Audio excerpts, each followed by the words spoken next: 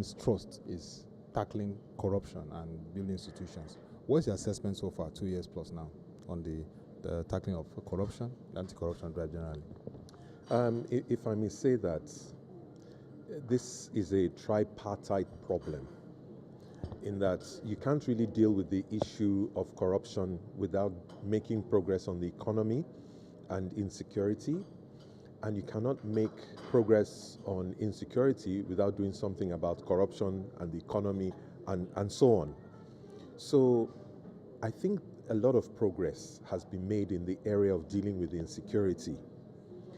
Some progress has been made in the area of corruption. But can we sustain it without making progress on the economy as well? This is the conundrum that the government is grappling with.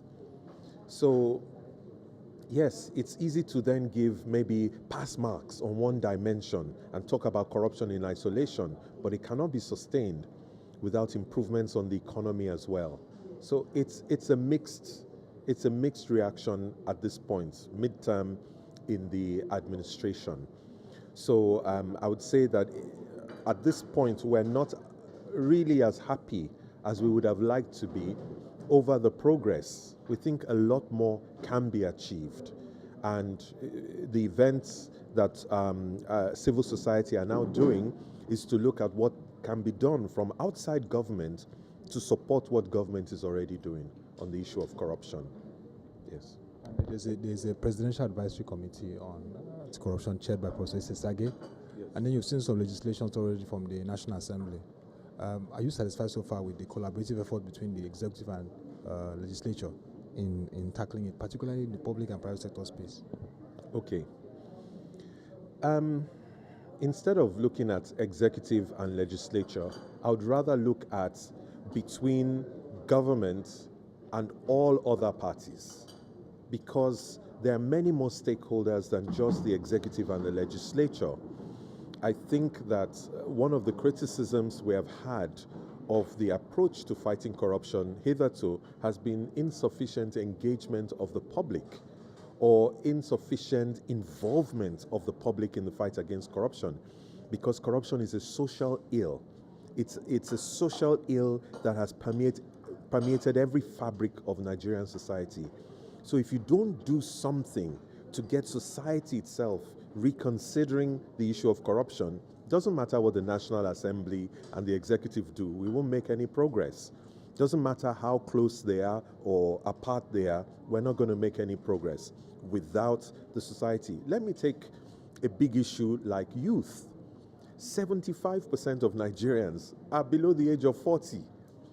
So if the whole anti-corruption thing is not being driven by the young people, and the debates and discussion are not being driven by them, and I don't mean the ones in the city, the ones really everywhere, every nook and cranny in Nigeria, then what progress are we making on the issue of corruption? And when we have dialogues between public sector, private sector, they invite the big companies. They're only 4% of the private sector. 96% are the MSMEs. So if they're not at the table discussing this thing, you're not actually making any progress. So for me, that is a bigger issue than even talking about executive, legislature collaboration. And let's look at strengthening institutions and even the judiciary. Are you satisfied so far with the approach in looking at this? Because even policies across governments, not just in Nigeria, may change. But when institutions are strengthened, they guarantee that we have efficacy in tackling issues like corruption. Are you satisfied so far in this regard? I think on the issue of the Presidential Advisory Committee, they have, in all honesty, focused very strongly on strengthening the judiciary, at least on challenging the judiciary, challenging the prosecutors, challenging all of those who are involved, so that cases are not lost on technicalities, cases are not lost because of collusion. There's been a huge focus on that area. I would probably say to the detriment of other areas. It's a very important thing, and I think it is right for them to have focused on it, but we need to strengthen prevention. Because if you don't prevent the crime, at the end of this administration, there'll be a new set of people that we're trying to bring before the same judiciary again. And every administration, the whole cycle continues. Why don't you break it? and actually make sure that the money can't even leave in the first place and that the corruption itself has been stemmed, then we can start to deal with outstanding offenders. I think that may be a more sustainable approach. Then the prevention also without public engagement, as I said earlier, doesn't make sense because you cannot sustain it.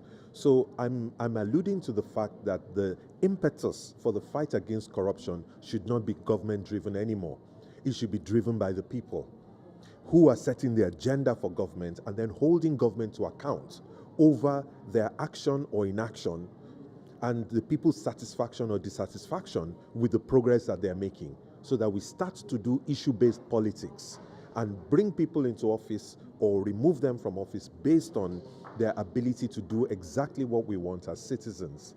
And I think it is then that we can get our governance put back the right way.